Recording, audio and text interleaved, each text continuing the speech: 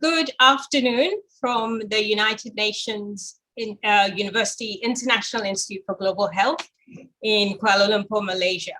It's hot and humid, but for now, safe from the extreme weather events that I know many of you are experiencing. Recognizing the multiple regions, countries, and settings from which you are joining us, I also want to acknowledge the absolute tragedy and devastation of the ongoing COVID-19 pandemic. For countries that believe they're out of the woods, it's easy to forget that there's still millions of people around the world unable to get into a health facility, to get a hospital bed, or the life-saving equipment that makes drawing a breath effective. The inequalities and inequities within and between our countries is an anathema. And I sincerely hope that today's conversation will be a significant contribution to the solutions. Thank you for joining us for this conversation and welcome. My name is Pascal Alote, and I have had the privilege of being part of a conversation that acknowledges the inequities and lack of sustainability of the financing architecture for sustainable development and for global public goods. The point of departure is that the aid architecture is no longer fit for purpose. The problems of a global world transcend the ethos behind international development funding, and partnerships are deeply unequal. The ideas have evolved and iterated with inputs from multiple partners and stakeholders and have been tirelessly nurtured, pro bono, I might add, by our colleagues at Equal International.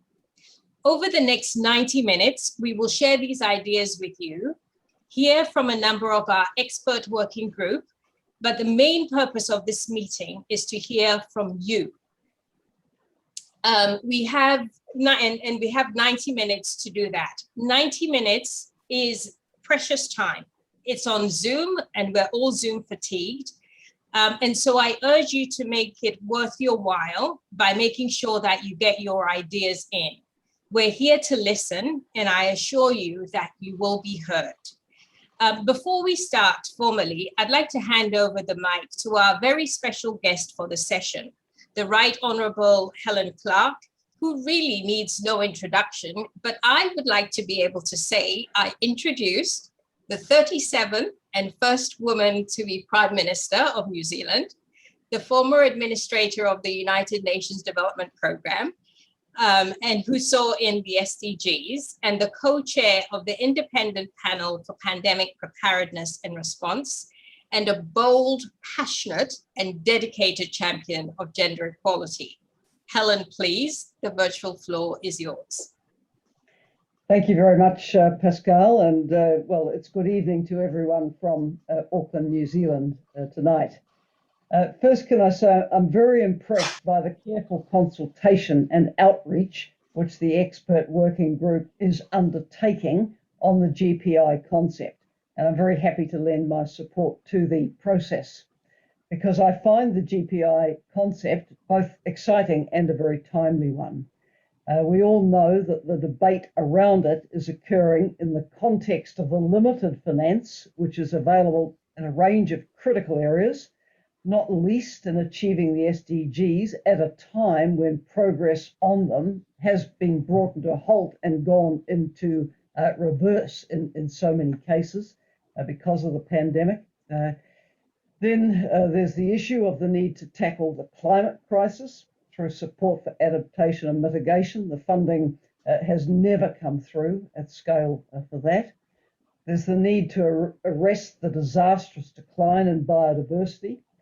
I recall a former head of the Secretariat of the Convention on Biodiversity saying about 2 years ago of the crisis there and in climate that we are facing a cascading collapse of ecosystems, a horrifying but undoubtedly accurate assessment of what will happen if more is not done to address the challenges. And now we have the pandemic, a pandemic which could have been averted, had warnings of what could happen been heeded, and there'd been enough investment in preparedness and response capacities, among other things.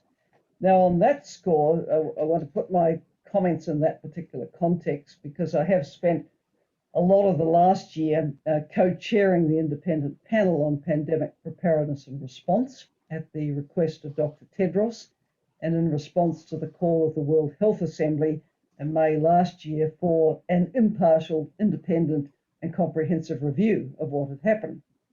Our report was released in May and called for a transformation of the global architecture around pandemic preparedness and response. But most relevant to today's discussion is what the panel had to say around the issue of financing. We found that the preparedness of most countries to deal with the pandemic threat was woeful, and that to sustain a response firm enough to stop the pandemic threat in its tracks was just not possible for many. The funding that was available came too little and too late. That, of course, is leaving aside the many other political and inequality and equity factors, which also were impeding effective responses. So our panel was of the firm view that high levels of global preparedness and response can't be achieved through domestic financing and development assistance. And we have advocated a response which is consistent with that of the global public investment concept. Broadly, it is as follows: that an international pandemic financing facility would be created. It would be able to disburse up to $10 billion a year for preparedness and up to $100 billion in the event of a crisis, really to cover the critical first 100 days. We said that investing billions in preparedness as a global public good now will save trillions in the future. We proposed that the facility should be raising resources on an ability to pay formula, where every country would contribute and then allocations would be made to those requiring solidarity funding. This should be a sustainable and sustained core commitment, not subtracted from already stretched development assistance envelopes, and the funding formula could be based on that, for example, of membership dues to the UN, which is a weighted formula on ability to pay. So we're saying from each according to their means to each according to their needs. We suggested it could be hosted by an existing institution, representative of countries large and small, rich and poor, and we proposed that the Global Health Threats Council, which is part of our architecture design and should also be established on a representative basis, should be the ultimate allocator of funds. Not unrelated to all of that, we also considered that the current model of development and delivery of vaccines, diagnostics, therapeutics, and other supplies for pandemics was not fit for purpose, and that there was a need to shift away from a market-based development and purchase model to one based on global public goods. And we said that the access to COVID tools accelerator would need to be radically transformed and be a standing pre-negotiated platform. So to bring this short comment to a conclusion, it strikes me that if the panel's proposal for a global public investment approach to financing pandemic preparedness and response got traction, it might in effect act as a pilot for how the concept could be implemented. It shouldn't be necessary to create new financial institutions to host and run such facilities, but, underline but, if they are to sit within the existing institutions, such as the IFIs, then of course ongoing reforms to improve their representativeness would also be very important. I think the big challenge for our expert working group on GPI is not whether the principles of the approach are sound and timely. They are. The issues are, how do we operationalize it? How do we implement? And I hope my comments in the context of the financing around averting and being prepared for pandemic threats has been helpful in that respect. Back to you, Pascal. Thank you very much, Helen. I think that was incredibly useful in really grounding the discussion. and giving us a concrete example around which to understand the principles behind it. So I will hand over now to Simon Reed-Henry, who is Professor of Historical and Political Geography and Director of the Institute for Humanitarian and Social Studies at Queen Mary University, London, and to Vali Yani, who is the Co-Creation Technical Lead at Equal International, who will provide the technical background to GPI, to the consultation process, and use it as a way of opening up the discussion this afternoon. Well, my time. Simon, over to you.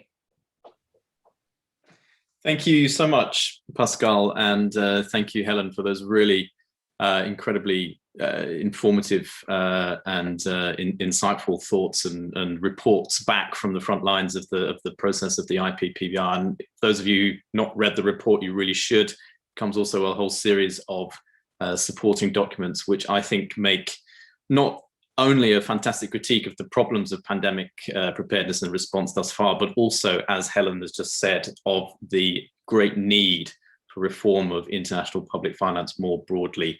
And that's what I'm going to say a little bit about now before handing over to Vali to tell us a bit more about the actual consultation process, which is what we're here to launch today in these regions and to tell you a bit more about, and as Pascal said, to hear from you as well. I'm going to say a little bit about the process of the expert working group and the idea of global public investment. I recognize some of you have been fellow travelers with us on this for a long, long time and will be extremely familiar with the concept, but some of you may not be. And so I'll provide just a little bit of an overview as to how the thought has developed around this and how we bring this forward into the actual progress report, which we are launching today. Vali, if you could then just take me forward to the next slide. Thank you. Let me just acknowledge here on behalf of Anton, who is the Director of Equal International, the support that Equal International have provided, as Helen said, pro bono, in terms of providing secretariat functions for this entire process. Equal are a niche international consultancy. They do work on a whole range of areas, particularly in international global health and financing and thought leadership. And so my thanks on behalf of the expert working group to Anton and his team for all their support. Vali, if you want to hop forward one more slide.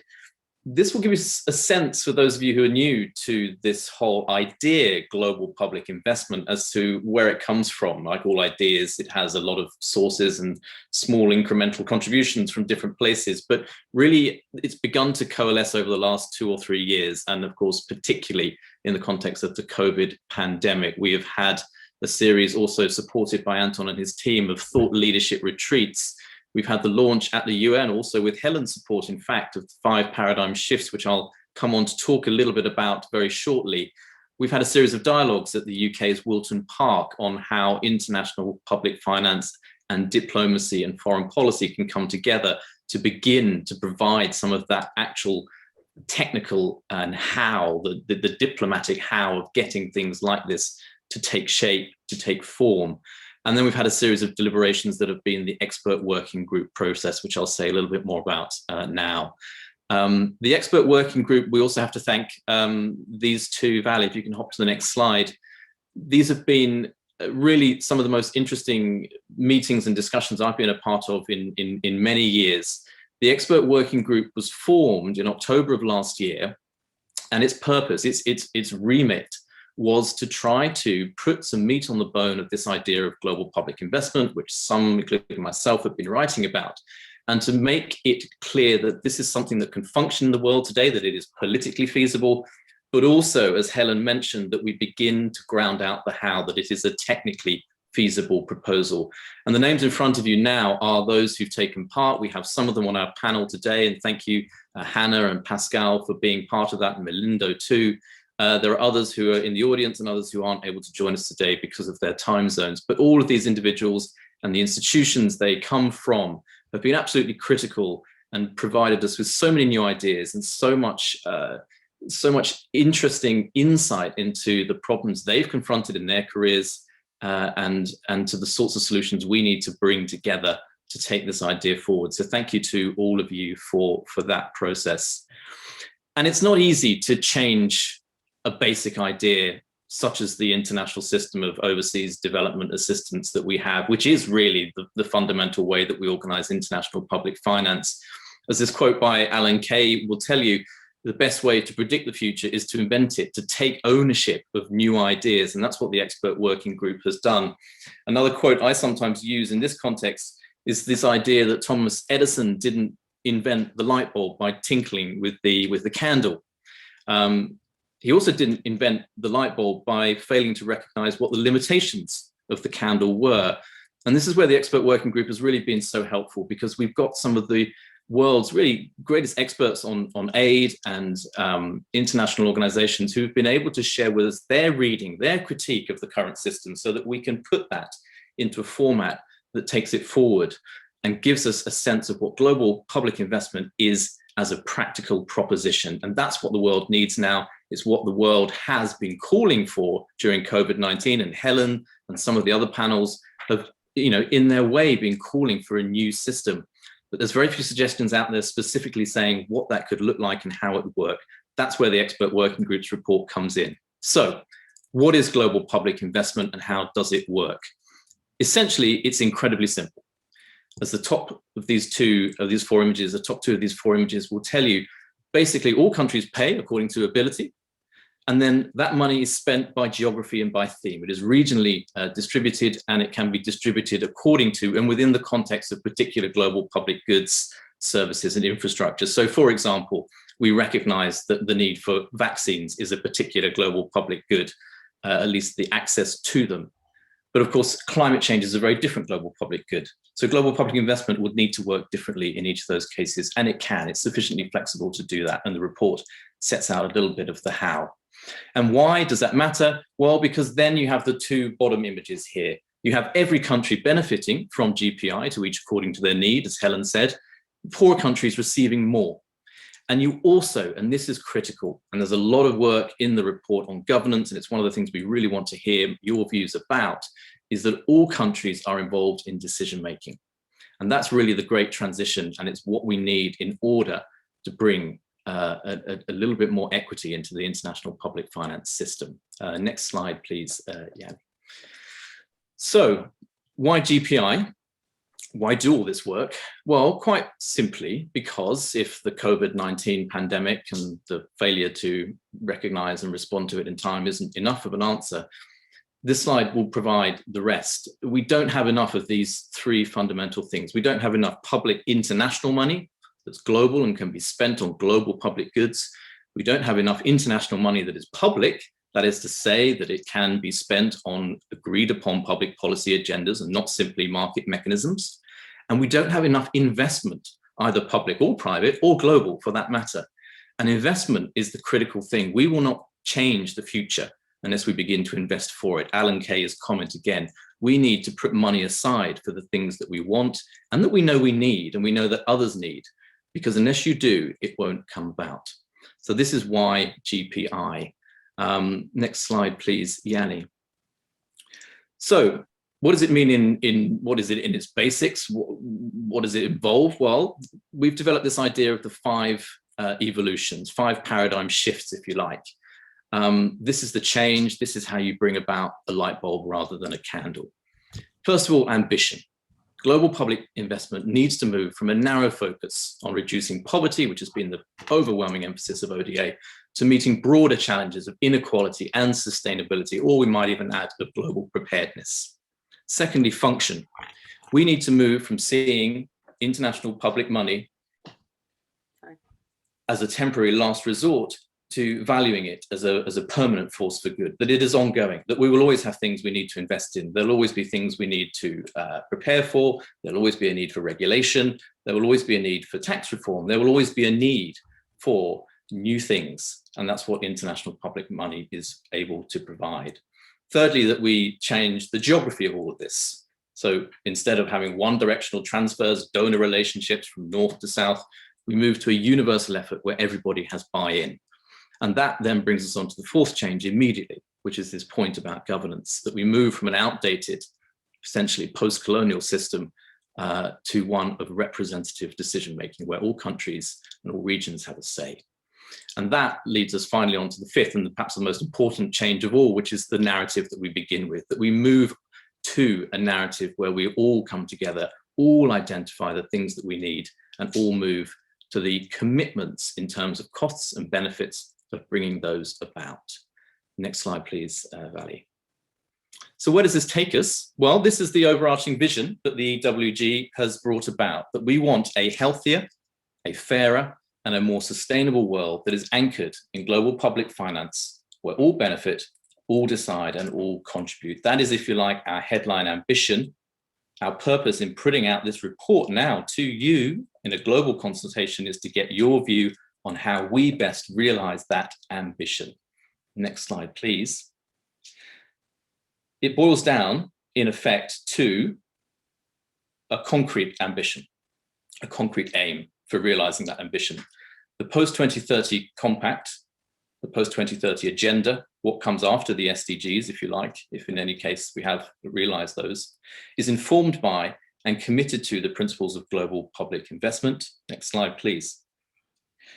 And that involves, in turn, building a technically feasible and politically attractive proposition for global public investment. That's what the consultation is here to do, and that's where your voice gets to have a role in this process. And this is why this isn't simply a report produced by experts for experts. It's a stage in a process of co-creation, about which Vali will say some more in a moment, in which we want to receive and hear different views, and those perhaps that wouldn't be the same as our views, so that the final report, a little bit like the narrative, or the parable rather, of the tortoise and the hare, moves forward in a way that makes sure it has the legitimacy and everything that's required, rather than rushing in order to produce a single report for a particular moment, failing to take into account the needs of different peoples around the world and different futures. So the report, this is the picture of the report that you'll be able to download from our website if you partake in the global consultation, is divided into these basic sections. And under each of these sections, you will find a wealth of detail as to exactly what global public investment breaks down to in practice and how we all move forward with it. So it's first of all a section on how we all benefit. There's a section then on how it's governed, how we all decide, and there's a final section on how the money is actually raised. And then the fourth of these main sections, and perhaps the most important, is this section on co-creation, that we develop a roadmap moving beyond the consultation to how we begin to implement this in practice. Next slide, please. So just a couple of slides now on what the EWG has kind of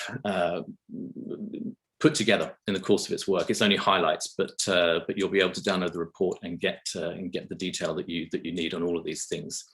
The report finds ways of raising more money. It finds ways of raising public money, and it finds better ways of managing and dispersing those monies. And when we do all those things, the report is able to provide a response to the kind of multilateral bottlenecks we confront today. We know that there are collective action problems in organizing international finance. How do we resolve those? It's not through calls to solidarity, unfortunately, and it's certainly not through calls to market mechanisms. It needs to be through a structured arrangement, and that arrangement has to be equitable at its core. This is what global public investment boils down to, and it's why we think it's able to provide that compelling modern narrative that we all need, and it's why it, in a sense, provides the response to global ambition, because we have to remember that while the world is rightly concerned and focused at the moment on the need to respond to COVID-19, to build back, we know we also need to build forward, and we need to find a way to invest in the things that we want for a better, greener, fairer future. And this is what global public investment is able to do. And to make it easier for you in doing that, final slide from me, we've produced a number of smaller documents that you can read alongside the main consultation, which will provide you with the insights and the summaries that you need of some of this material. And here we've just broken it down.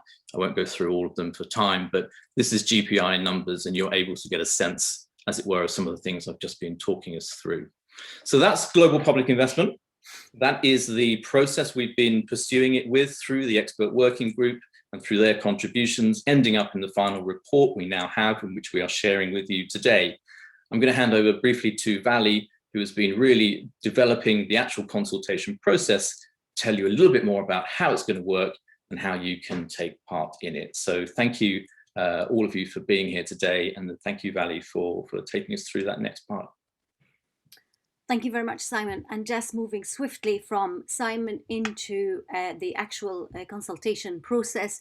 And one of the key things that we would like to start with is really our commitment to co-creation, because that's the foundation for all the work that's happened in GPI so far. So this slide, you will see it in so many presentations. And that's just how we see co-creation. And the global consultation, it's called Cocreating GPI through the global consultation. So it's going through it's not just in isolation, seeing the consultation isolation, but as part of a bigger picture of co-creating the principles of GPI. So through finding the problem at the beginning and GPI as a proposition, and now widening the space to hear from voices around the globe, and then based on what we hear and the outcomes from the consultation, we will get the kind of the nuts and bolts and how GPI really works in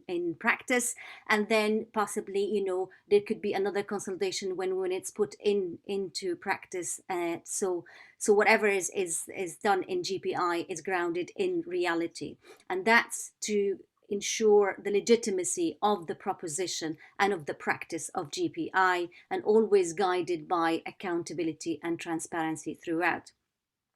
So with this in mind, and under the big umbrella of co-creation, we're having this global consultation with wider level of inclusiveness. So we've got 3 launches. One happened last week, the one for Americas, Africa and Europe, this one today now. And then the 3rd one later today, we're doing it for Latin America in Spanish. So that's to ensure inclusiveness. So what are we doing with this consultation, and why we're doing it? So following on from Simon, it is a proposition. So we want to see how to improve that proposition, what your insights into this proposition on global public investment, but also taking the opportunity to expand our outreach and engagement globally on the ins and outs of the proposition of GPI to gain more legitimacy for what's being proposed. Who we are consulting with, we're trying to expand our horizon as much as we can, a whole gamut of, you know, multilateral foundations, governments, independent bodies, academics, everybody that we can reach to actually hear the voices and to be truly and truthfully co-creating of the GPI proposition. What we are consulting on, these are the 5 key areas that we're asking people for their opinions. The need for GPI, although we do appreciate that there is a need, but we want to hear it and validate our proposition from those who will partake.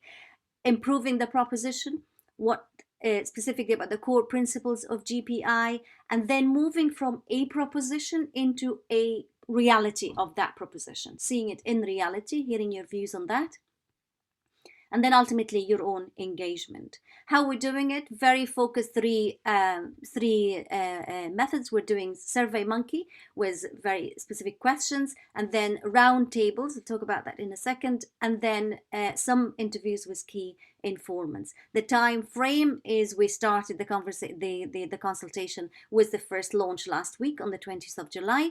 And then it will end and close the SurveyMonkey on the 20th of October. And then the outcomes of, or the key findings of the consultation will be shared in December. How we would like you to engage with the consultation process, first and foremost, and most importantly, is we would really like to encourage you to read these 2 documents, as Simon mentioned earlier, the more comprehensive one, the Expert Working Group Progress Report, and kind of more accessible, smaller document, GPI in numbers. Both are on the website of Global Public Investment, with a very specific page there on consultation specifically. So 3 ways we would like you to engage, and we'd like to encourage you to engage in other ways as well, but these are the ones that we have in mind. 1, directly respond to the SurveyMonkey. And that you could either do it as an individual, just log in and put your perspective, insights and opinion. But also we would like to see if you would like to do it as a group. So that's as a team within an organization, as a department, as a whole organization, collate the answers, put them together in a consolidated response onto the SurveyMonkey. The other one is more of a bit of a debate and a bit of a discussion, so engage in roundtable discussions. Some of those discussions will be organized by us, by the consultation team, but we are running on kind of limited resources. So we would love to encourage you to do and to run your own roundtable discussions in your own organizations, in your own sector, whatever formation you would like to do. We would urge you to engage in that. And lastly would be interviewing of key people, key stakeholders in your organization or in your sector, and then be guided by the questions in the SurveyMonkey and put them back into the SurveyMonkey answers. So these are the 3 ways that we would like you to engage with the consultation. Very specifically, the questions we're asking around the 5 areas: the need for GPI, how could the approach help address the core global and local challenges as you see them? So again, within the big umbrella of co-creation, we really want to hear from your perspective in your own reality. Zooming in a bit, what parts of the GPI proposal can be improved and how would you suggest to improve them? A bit more of zooming in, and very, very specifically, the 3 core principles that makes GPI the GPI is the all benefit, all decide, all contribute. What's your take on that? What's your opinion about those 3 principles? And then the 4th one is the turning it from a proposition into reality. So what do you think are the necessary steps to actually going into the implementation stage of GPI? What can be done short term, medium term to put these principles in practice? And also, what do you think as the kind of the steps that will make biggest impact? And lastly, your own engagement. We've identified 7 ways of engagement, that it will be a drop-down menu in the SurveyMonkey that we would like you to comment on this. But then there's if there are any other ways that you would like to engage, we'd be delighted to hear about that. The organized roundtables are to be, again, more inclusive. We have 5 regions covered with a regional lead in each of those regions. Latin America, Africa, Asia, Europe, and North America, the lead to be confirmed. And there will be some planning over the next few weeks on when and how we'll run these roundtables. So watch this space. These things hopefully will happen in September. So we will let you know when they actually happen. We'd love to engage. Love you to engage. Again, this is a kind of a finish off slide with the 7 ways of engaging that you will see as a drop down menu. A couple of them is directly at the consultation process, but the rest are broadly how to engage with GPI, funding, piloting, amplifying, partnering. There's a whole load of ways that you would like you to engage. So we look forward to your active engagement. And again, it's the co-creation of GPI. So we would like to hear from you. Everything is on the website. And the final thing, there's a 1 page on the website specifically dedicated to consultation. And this is a very active page. Lots of things will be put on it. So it's not just a static one. So you will be finding much more engaging materials there to help you with your engagement. Thank you very much.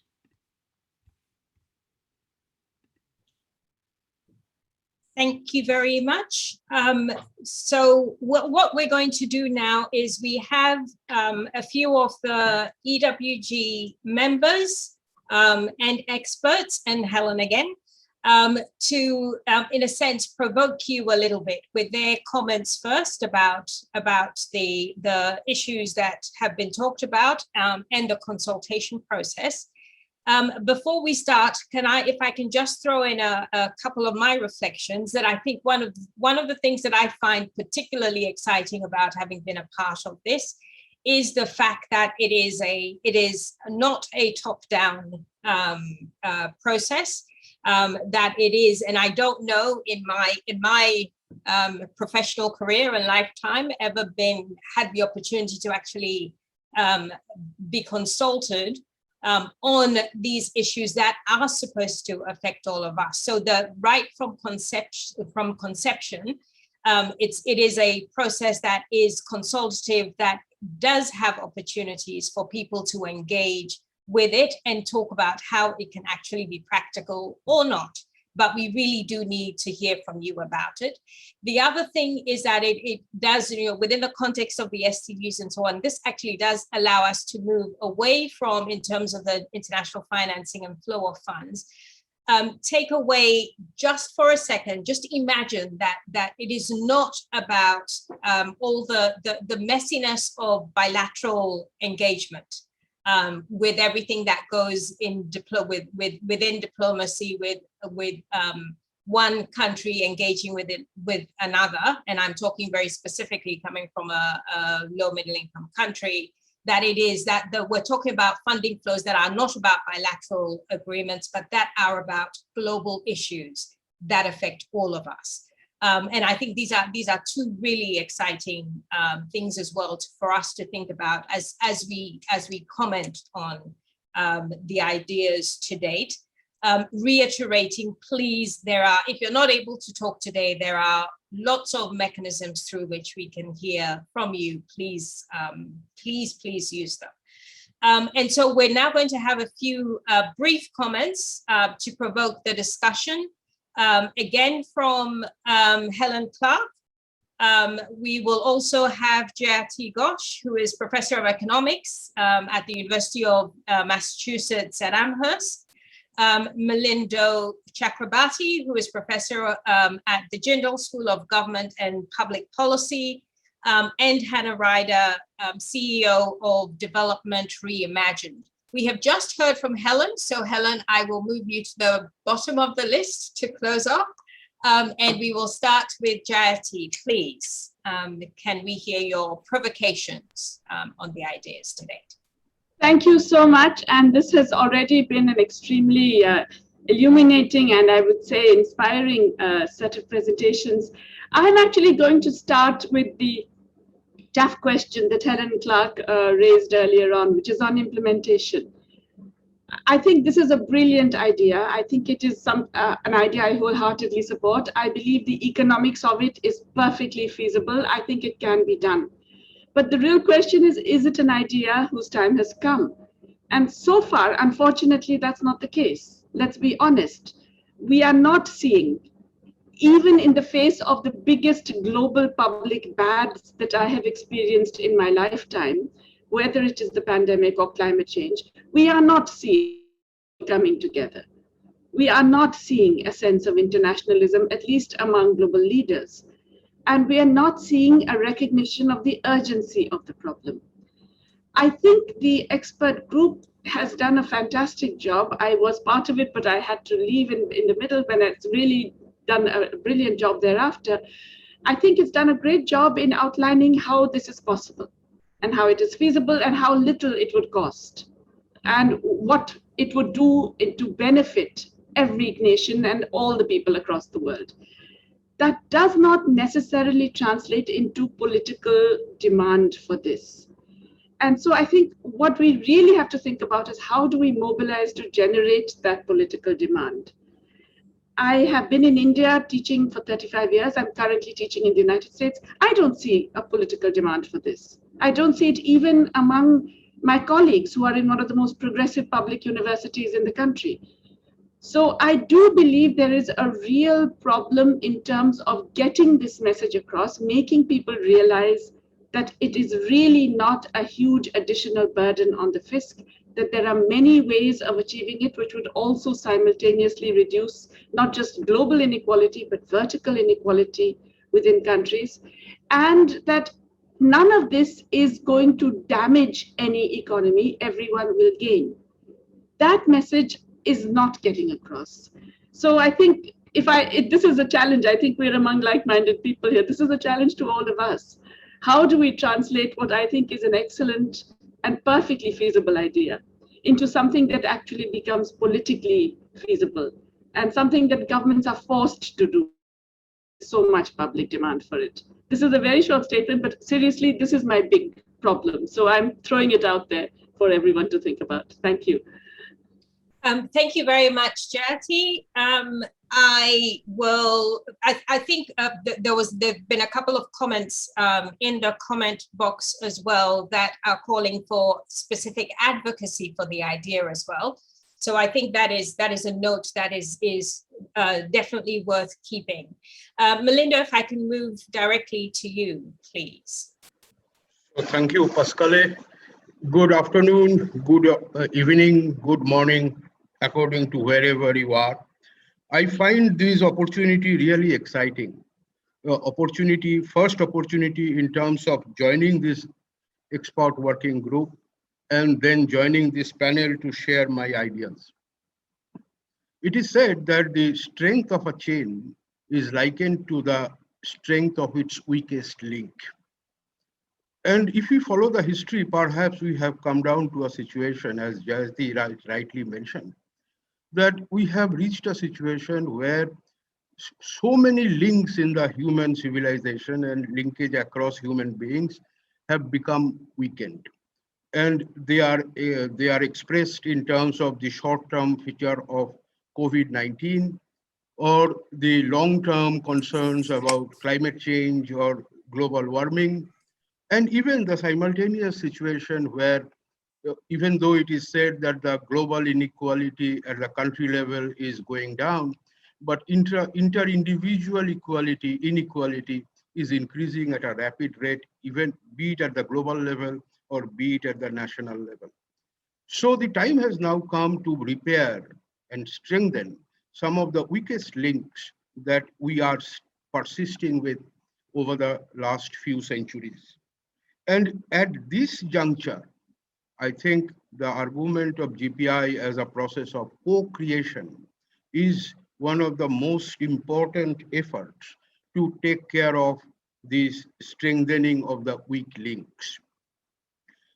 Simon has already given a very beautiful idea of GPI, but I would like to expand my ideas a little bit more to understand the term GPI. As you might have noticed that the term consists of three words: global, public, and investment. So I would like to elaborate on each of them and try to find out as to why this is such an exciting idea, which I think I would like slightly disagree with Jayati, that although it may be a little difficult, but it is doable and we have to do it. And otherwise, the chain will get further weakened. We have already started realizing that with the situation in COVID. When we talk about investment, investment serves two purposes. Number one, it provides access to the production out of that investment to the investors. Those who invest, they get access to those created products or services. Number two, they get a share of the profit that is generated out of their investment. And thirdly, there may be a misunderstanding among many of us. Investment need not necessarily be in terms of money alone. Investments can be made in terms of time spent. Investment can be made in terms of efforts made. And investment can also be made in terms of contributing to the knowledge base. So these are the three important perspectives of investment, which we have to clearly take account of when we are talking about GPI. Then comes the word public. So the idea is that these investments will be made to produce goods and services which are public in the real sense of the term, meaning there is no excludability and there is no rivalness. So everyone has access to that particular goods or services produced. And simultaneously, it is not just the global public goods, but this publicness also requires conservation and protection of the commons, which may be situated locally and providing services to the local population. But it also has they also have got a positive externality for the global population as a whole. They provide a lot of environmental and other services to the global population. And thirdly, it is public because it is an effort to reduce what we call the positional goods. The positional goods are those goods which some section of the society enjoys because the others do not get it. So these are the three important characteristics of the word public or the publicness. So we are talking about an investment which will provide access to those resources to everybody, irrespective of their caste, class, color of the skin, religion, language, or even nationality. So this is one of the second fundamental point of publicness. And the third point was already mentioned in great detail by Simon, is the idea of co-creation. And that leads us to the idea of global. He mentioned in his presentation that this is an investment where all benefits, all decide, and all contribute. It reminds me of a very common phrase observed and followed, at least on paper, by all constitutional democracies, which say it is of the people, for the people, and by the people. But the unfortunate part is that when we talk it in terms of national democracies, often we follow this dictum only within the boundary of our national borders. And when Simon says that all decides, all contributes, and all benefits, I think this is an approach, a global approach, to break the national boundaries and provide public goods at a global level. So these are the three important components of global public investment. And I am very, very excited that if we can identify the ways to achieve these three basic requirements of GPI, it will be ultimately reaching a pinnacle of success. And there is another point which I would like to mark here.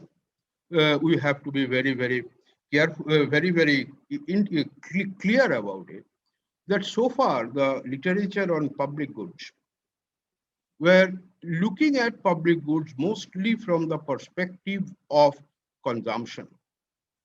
And perhaps this GPI is one of the first efforts to look at public goods, and that too at a global level, from the perspective of production. We are now concerned as to how public goods can be produced, and GPI as a concept and its progress report and my interactions with the expert working group made me confident about it, that we are in a process of finding out a way, both conceptual and operational, as to how public goods are to be created. We so far discussed it only from the perspective of consumption, but now we have come to a situation where we can discuss it from the perspective of production as well. So that's all for me. Thank you for your patience hearing. Thank you. Thank you very much, Melinda, specifically as well for kind of drawing out the values and the principles behind the idea of GPI. Can we go directly to Hannah Ryder, please, next? Hannah? Hello, everyone. Good afternoon. It's wonderful to be part of this, and thanks for inviting me to speak as well along such esteemed guests and also participants and audience. I'm really excited as well as the others about really kicking this off. As you know, my firm is called Development Reimagined, and it is all about doing just that with development, reimagining it because it isn't working. We've talked about this already, but COVID-19, from showing us just how unprepared, and what Helen talked about, how unprepared and risky many of the wealthiest countries are, even when it comes to grey rhinos like COVID and climate change, to showing us also how terribly the current multilateral rules-based order is really delivering vaccines to everyone in a fair way. It's really exposed all of this. But what I particularly like about GPI is that we're not here to moan. we have to take that as our starting point. But what we are trying to do is do something very, very practical. And importantly, not just tinkering at the edges. We're talking about something which is separating out, involving all countries, treating them really equally as contributors, distributors, and recipients, separating out the funding, production, and allocation mechanisms, which is what Melinda was really emphasizing just now. It's 100% in line with the Sustainable Development Goals commitment back in 2015 to universality. But we're really trying to take it seriously through this concept. The consultation, I think, is really important too, because it is a really important opportunity to test the ideas. We've been in these expert groups. I think, it's great that we're all coming from different disciplines, different parts of the world. We have already, tested them in different ways, and we have been reimagining the new approaches together. But there's also going even further, opening up to this more public consultation helps us also to engage others, engage detractors as well, engage the most difficult and intransigent parts of the system, which will be really crucial. And I think that opportunity is really crucial. I don't think this will happen. The actual GPI concept will happen without engaging the detractors, engaging those who are already kind of invested in the system. But I think what we need to do is find a way to help people really understand and to find different examples. I'll give you one example, which my team just worked out earlier on today. If all the existing vaccines for COVID-19 that have been administered so far, if we use a kind of a GPI-like method and actually separated out all of the kind of funding, production, and allocation mechanisms, and you used, for example, if everybody used COVAX for distribution of the vaccine, and you used a very simple population formula, rather than just having 1.6% of the vaccines in the world, the African region would have 24% of the vaccines in the world.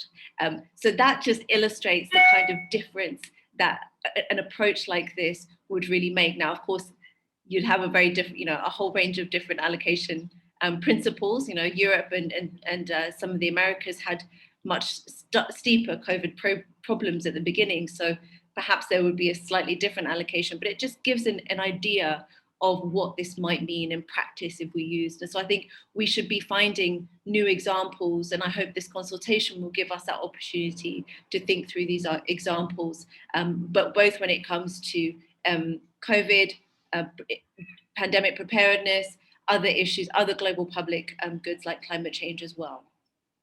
And finally, I would also just like to say that I think what this consultation is an opportunity for, and one of the reasons why my firm we've agreed to, with our basis in China, and although we have offices in the African and European region, is why we have agreed to help deliver the consultation to the next stage in Asia, is to enable others who are already working on related ideas and principles and who already have been putting these things into practice to connect with it as well. And that will also make it a much stronger concept. I think of organizations like the Asia Infrastructure Investment Bank with their kind of clean, green and lean concept and so on.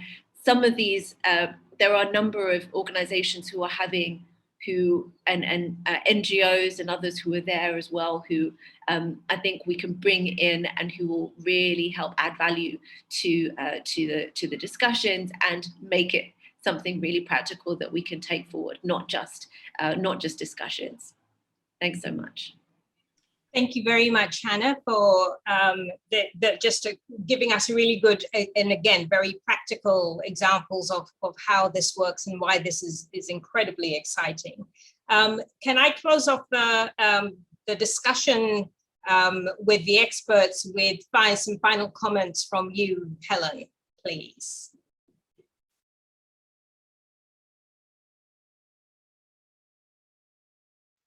Thank you, Pascal, and great to hear everyone. I think Jayati obviously made a very good point when she talked about, you know, how do we create the political demand for this? You know, we can't assume that it's as self-evident to those who make and implement decisions as it is to us who are observing it. A thought I had as I listened to Hannah was, you know, the way we've approached it for pandemics with the panel recommendation has been that approach of each according to their means, to each according to their needs. And I'm sitting here thinking, you know, if the climate financing model had been on that basis, would we have got further? Now that comes, you know, up against some of the, you know, long debate about, you know, who caused the problem and who should fund it.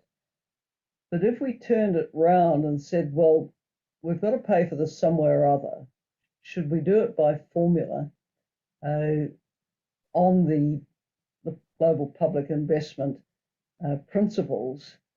And then the funding is going to go out to where it's needed. So if you're a small LDC, yes, you'll put in your assessed formula, but what you get back will be that, you know, multiplied many, many times. So, you know, we haven't been that successful globally in getting that 100 billion per annum from rich countries, have we? So, because it's all voluntary. And it's not predictable. It's not additional. You know, mainstream development finance is being raided for what's being done in the climate change space either. So while I think we've got a way of kind of pushing this with the pandemic financing, and I think something that some of us who are connected with the panel can do is push the global public investment character of our proposal more explicitly and say, look, you know, this has not just got value standalone, it's got value for financing in so many other areas of, you know, shared or wicked problems that we're trying to solve. So that would be my observation. Could it be applied to climate finance? Could we turn it around and say, look, we're sick of asking, you know, the West to put their hand in their pocket and they don't deliver anything much or nothing like what was pledged. Should we reconstitute this on a GPI investment model? I don't know. I just throw it out there as an idea because what's on the table currently isn't going that well. Yeah. Great, thank you very much. Thank you to Helen, thank you to Jayati, to Melindo, and to Hannah for just providing us some really good ideas to take into the discussion. I can see there has been quite a bit happening within the chat function as well. And as I said, we're here to listen. So I'm going to hand over to Simon now, please, to moderate an open discussion with all of you now. Simon? Pascal, yes, thank you. Thank you so much for chairing the first part of the meeting. Right, we said at the start we wanted to hear what you all have to say, and there's been a huge amount of discussion in the chat already. Just while you begin to prepare your thoughts, and you can use the raise hand function to draw yourself to my attention. And please, when you do come in, just very briefly say who you are and try to keep your contributions short so we can get as many of you as possible on the table today. But let me just give you a few things for thought from what our panelists have been saying, and thank you to all of you for your contributions. Helen, you made a great point at the start about investing billions for saving trillions, and and I think that really comes back to, again, the point you were saying at the back end then about how we provide the right incentives for different countries to do this. One of the big diplomatic challenges is getting all countries involved. At the moment, we have this top-down system where very reluctant donors give out what they feel they have to, and recipients kind of make the best of what they get. There's a majority of countries in the world that are in the middle income category. Once we bring all countries in, then that whole incentive, risks and reward structure begins to shift. And one of the, I think, great opportunities for GPI that addresses some of the diplomatic issues we've been discussing in the chat is this point about universality. Jayati raised some brilliant points too about the political demand that relate to that. And I think, What changes events? It's people and it's history. You know, it's people through things like this consultation, through a groundswell of ideas, and it's history. It's the moment. It's the recognition, as it was in 1944, that we need a different system. This is why you get people like Kristalina Georgieva at the IMF last year calling for a new Bretton Woods moment. We don't need a new Bretton Woods. You know, the great revolution of the 20th century was welfare, and it was a domestic revolution. What we need is an international level change of that scale, and that is what GPI really ought to be able to provide. Hannah, you made a brilliant indication of the differences between if you had GPI and if you didn't. 1% of vaccines in the African continent without it. If you use the kind of fair share calculations we've been developing, 24%. That's an enormous difference. And then finally, Melinda, yes, you made a series of really helpful points about the publicness of the outcomes of this. Publicness are things that all people have access to. Anyone who's followed the HIV debates over the last 20 or 30 years understands the difference that publicness makes to, whether it's vaccines, to medicines, to clean air, whatever it is. This is really where we need to focus our attention. So there's lots to discuss. I give you those points from our panelists just as things to get you thinking. I'm going to try to get my screen up here where I can see any hands raised. Just picking up on, while some of you do that, just picking up on some comments that came in earlier on.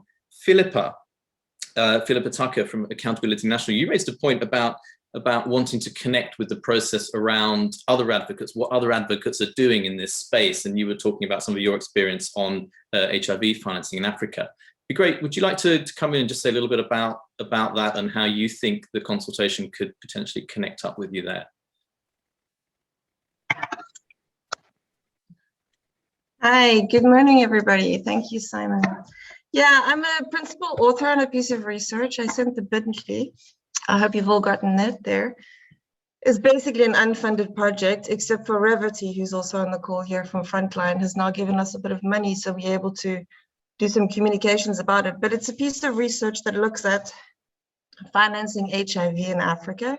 It's led by Africans and it's in partnership with the Society for AIDS in Africa. So it's really a community-driven piece of research. And I think that this is important. You know, I don't know if I did a snapshot survey of the people on this call or the people that you're surveying with, but I'm guessing everybody here has at least got a tertiary education. And these are the kinds of things that concern me. When we have these ideas, are we looking at it from a purely intellectual perspective, or are we looking at it from a community perspective?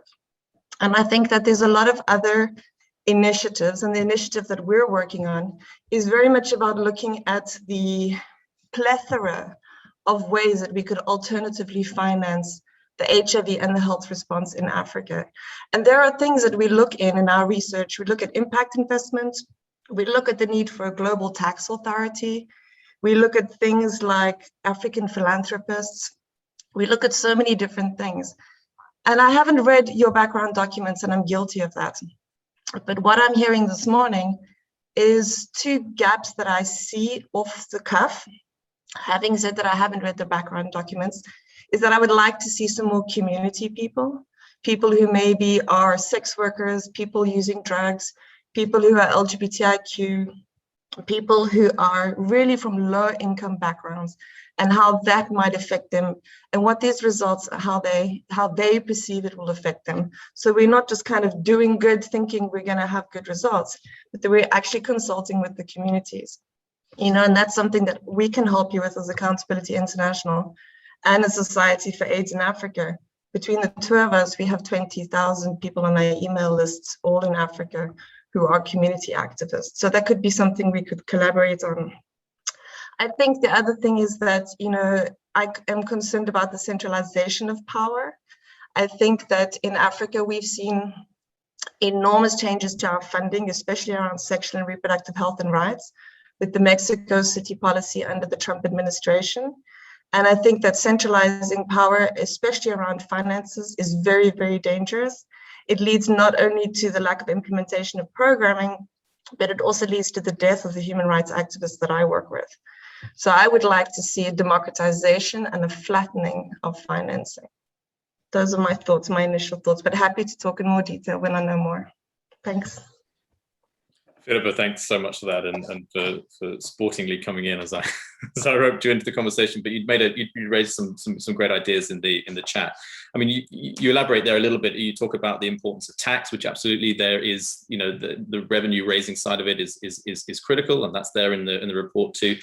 But also, I thought really interesting this idea about impact and accountability in that sense. So yes, representativeness cannot stop at the level of states that are party to an agreement, right? International public policy objectives can be decided in international fora, but we have to think too about the various scales through which that sort of filters down to the local level and also back up. And Solange Baptiste, who I don't think is on the call today, but another of our EWG panelists has been making this point throughout, and it's hopefully also there in the report that getting community involvement, getting that legitimacy from the ground up, and also continuing to co-create in the sense of continuing to be receptive to the needs on the ground is actually really critical, because finance often does have to flow vertically, but it can't only flow vertically. There also needs to be, as you describe it yourself, a flattening or a horizontal way of managing those funds. There needs to be decision making, and we talk about, to each according to their need, but that needs to be actually at the right level. That needs are not always simply at a national scale. They are sometimes global, they are sometimes local, they are sometimes regional, and all of those elements I think ought to be incorporated and can be incorporated within a GPI approach. So thanks so much for those, and for sure it'd be great. 20,000 activists involved on the continent would be super to engage with those as we go through the consultation process. Just pulling out some other comments again. I'm not sure whether there are any hands up or whether that function is actually even working. I'm beginning to suspect maybe it isn't now actually. So please do find another way of getting my attention if it's not. I've got one person here I can think wants to speak, which is Artemi Izmestiev. Would you like to come in? Yes, thank you, Simon, and thank you for the invitation to this very interesting discussion. My name is Artemi. I work until last month. I worked at the UNDP Seoul Policy Center in Korea, and we worked with a lot of countries that are starting their journey in development cooperation. Countries such as Rwanda that launched its development agency just a few years ago, or countries like Bangladesh that are a little bit more advanced but try to institutionalize these efforts. And just to elaborate on this, Philippa's point, I think that it's important who to consult, and there is a very important constituency out there of countries and of these new audacious institutions within those countries that are really willing to make those countries to be part of the solutions and to be on the production side of the global public goods, as Melindo has mentioned. Because I don't see this idea flying well yet with the ministries of finance, but I think that the institutions like this are going to be an important constituency for your further consultations. Thank you.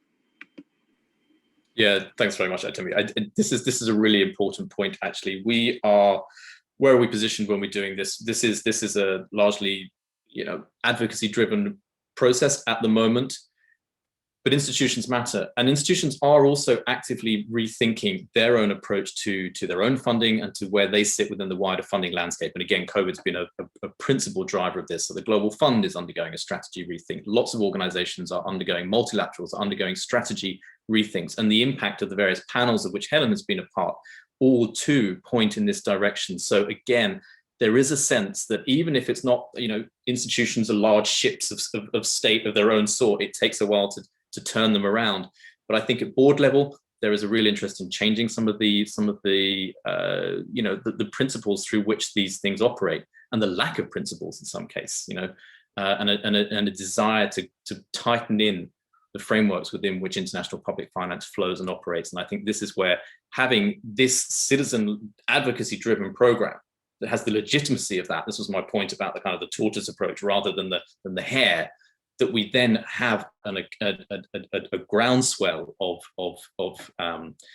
support and legitimacy for this that then becomes of relevance and interest to those CEOs, to others thinking about making changes, and then they need to talk to each other. So thanks, Artemi, for that. I absolutely agree. Institutions are key to this. Alex, you've got your hand up next, and then I've got a question from Claudio. So I'll go to you, Alex, first, if that's okay. Thank you very much, and thank you so much for the invitation. I don't want to take up a lot of space, so just two very brief points from me. One is that you spoke a lot about the importance of changing the narrative and language, and I've gone through the reports in some detail. And I think for me, and I'm sure you've discussed this already, but for me, I guess my initial impression, and I'm one of the co-founders of the Equity Index, so I'm coming from that perspective, is that it reads as very ahistorical. And this is, a lot of Global South activists, it's one of their main critiques of the Sustainable Development Goals. And I understand it's really difficult when you're writing for literally a global audience to strike that balance. But, the SDGs still use very binary language around developed and developing countries, and absolutely, from each according to their, means to each according to their needs, but also from those according to their previous transgressions. Climate change is a bit of a one-sided issue in terms of who created it. So how to factor that in, because I think, often what happens with these processes, no matter how co-created there's still a power imbalance. And so you almost get a tendency to go, tending towards the mean, as it were, i.e. catering to a global North audience who's not willing to hear that the global North has caused issues like climate change fairly disproportionately. I know climate change is a bit different, but if, just taking that one example, or look at the vaccine distribution. So I wonder if there's a way to grapple with the ahistorical nature of some of that, because the definition of equity, almost all definitions of equity agree on one thing, which is that you need to make up for a historical injustice.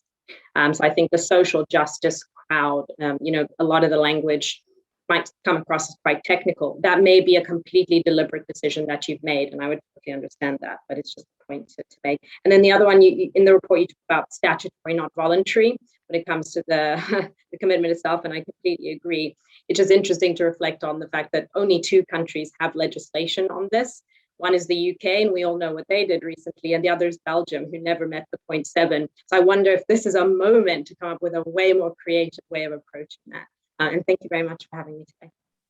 Thanks, Alex. There's some absolutely great points on the historical. I mean, yes, but also, Norway, which is actually where I'm speaking from today, from Oslo. They're one of the countries that also has 1.0. But yeah, the whole 0.7 is in some ways, I mean, it's a great ambition, but it's also always been problematic. And actually, GPI hopefully provides a different way of articulating what I think you're getting at there, which is that it's not simply about the rights side of this thing. It's also about the responsibilities. And you mentioned historically, again, the responsibilities looking back for injustice and prior wrongs. Absolutely. But also looking forward, intergenerational justice in terms of the legacy that is left to future generations, particularly with respect to your example there of climate. And climate is absolutely a critical area where GPI ought to be able to make a substantive difference to the current frame of doing things. So how do you do that? Well, yes, you say there is a tendency to the mean, and that mean currently is a global North mean. Again, as I think we were saying earlier on, part of the ambition of GPI is to change the mean.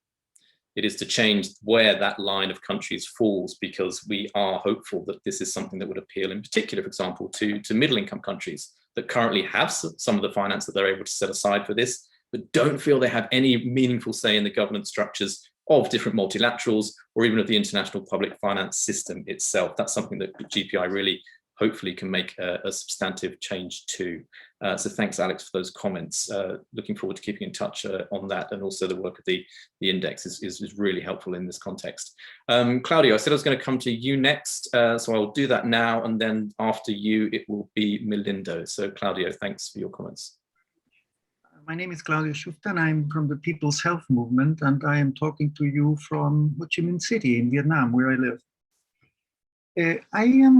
I have actually a question about what I have heard so far. Are all the discussants sidelining the fact that we are living in an era of multi-stakeholder platforms and PPPs? Because GPI has to do with decision-making, and that has to do with global governance. And when we have multi-stakeholderism taking global governance by the throat, the chances of us getting the public investment taking priority or going in the right direction is what I think is the key point.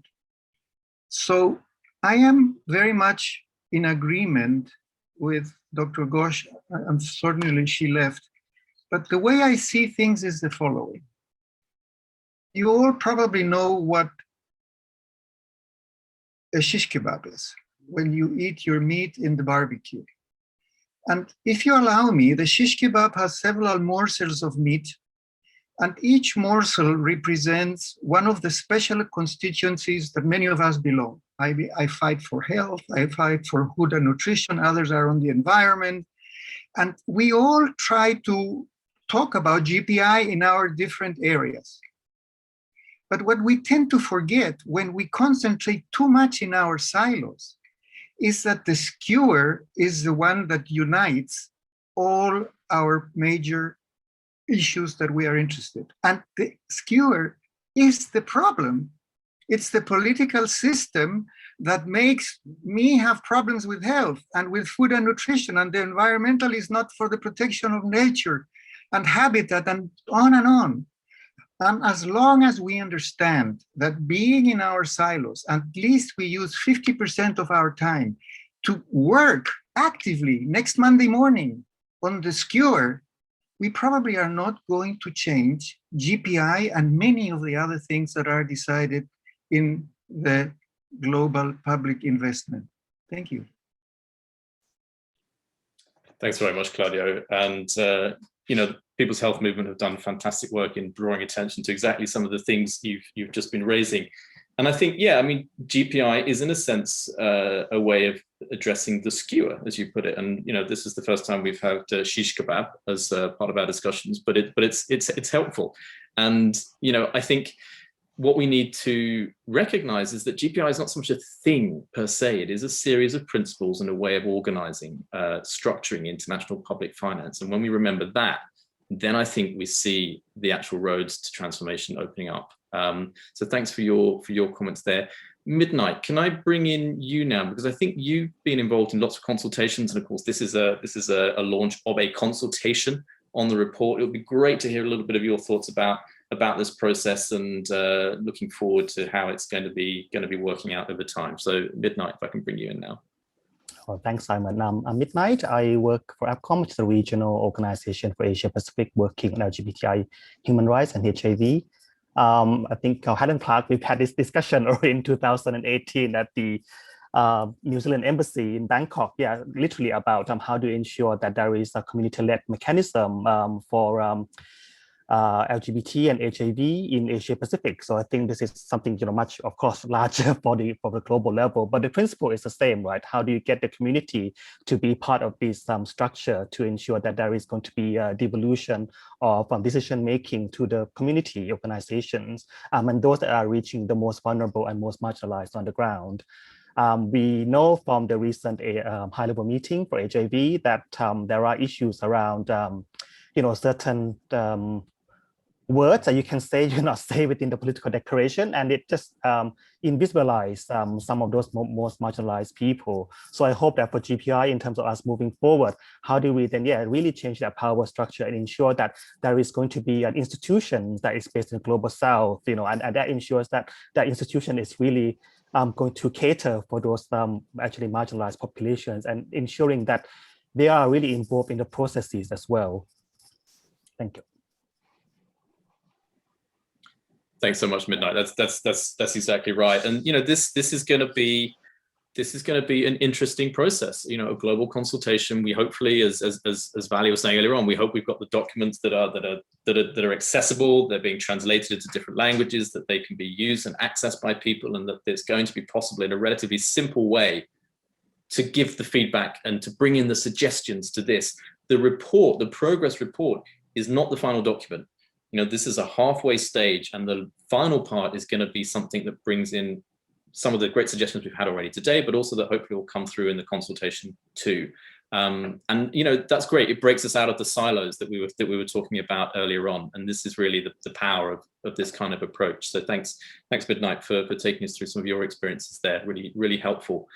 Melinda, I can see your hand up. I don't know if that's a legacy from before, or if you wanted to bring in something into the discussion. Well, I would thank you, Simon. I would like to respond to two interventions, one by Felipe and the other by Alex. So let's start with the first one from Philippe. She argued in terms of the impact assessment of GPI, and the expert working group is also quite aware of this, and some discussions have already been initiated that if GPI is to be really conceptualized, we also have to develop a very clear assessment framework as to how the impact of GPI can be really sort of understood, and how that can make us more capable of implementing the idea of GPI.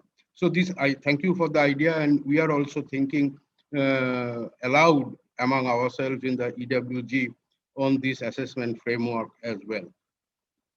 To respond to Alex, yes, there is a change in narrative. As try to understand that the term investment is entirely different from the term development aid. And investment involves ownership. Investment involves participation. And unlike aid, investment is not considered to be someone's burden. So when we are talking about GPI, we are really changing the narrative, and we are bringing in the understanding of investment here. We are not talking about charity or benevolence. We are talking about people investing their resources to make the world a better place to live for all of us. Thank you. Yeah, thanks very much, Melinda. And there's a lot more detail of the sort that Melinda's just been taking us through in the report. So I do encourage you all to download that. I'm going to hand back to Pascal and to Helen in a couple of moments for their closing comments. But I'm just wondering, do we have, because I think we do have some government representatives on the call. I don't know, Nuria or Helena, whether either of you are able to give us a little bit of the government perspective on this. We've heard a lot from NGOs and from advocates and from international organizations. It'd be great to hear just a couple of brief comments from either of you before I hand over to Pascal.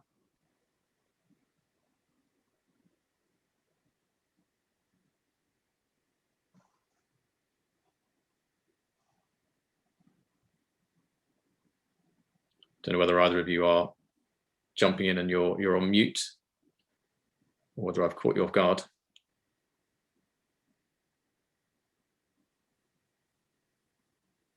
Okay, we'll move on. It's been really great, I'll just say in my own closing comments, to hear from all of you today. It's been not just an interesting discussion, but it's actually been quite constructive in terms of the kind of things we want to address in the consultation going forward. This is a launch of a consultation as well as a report. It's the launch of a process, the next process in the formation of global public investment. It's very rare, as I think we heard earlier on, for this to be something that people can actively put their voice into. So we're really looking forward to getting some constructive feedback, some criticism, some critiques, but also some suggestions for how we can collaborate, ally, and move forward. So thanks to all of you for your time. Do go and engage with the process, and do discuss it within your organizations, share it through your networks. And thanks again from those of us representing the expert working group on global public investment for your time today. Pascal, can I hand back to you just to close us out? Great, thank you very much, Simon, and thank you everyone for engaging in some really valuable comments. This is as much, this consultation process is as much about the content as it is about the process. So really fantastic interventions about who we should be engaging with and how to extend the consultation so that we're not kind of talking into an echo chamber. Really appreciated the cautionary notes about centralization of power and financing and increasing accountability. And also recognizing the importance of ensuring that this is a politicized and not just a technical discussion. There've been critical interventions that cross over into other major discussions that are happening as well in development, and that cover decolonization of the globalized sector. And I think the really nice thing about having these consultations and working together and these networks and so on is the opportunity to really ensure that we are sharing these conversations and socializing the ideas across a whole range of people. I would like to inject a note of optimism, just despite, in spite of Jayati's and a few other comments from those who have described themselves as cynical. And paraphrasing from Victor Hugo, nothing else in the world, not all the armies, is as powerful as an idea whose time has come. And I do think that this is an idea whose time has come. It is an idea that is about moving away from the usual way of doing things that we know is fraught, demonstrated by the COVID pandemic, into a funding model that actually does address the priorities and the global health problems of our time. I would strongly encourage you all to look again at the consultation questions on the website. Nothing is yet set in stone. That is the purpose of the consultation, and we really look forward to hearing from you and your inputs into this process.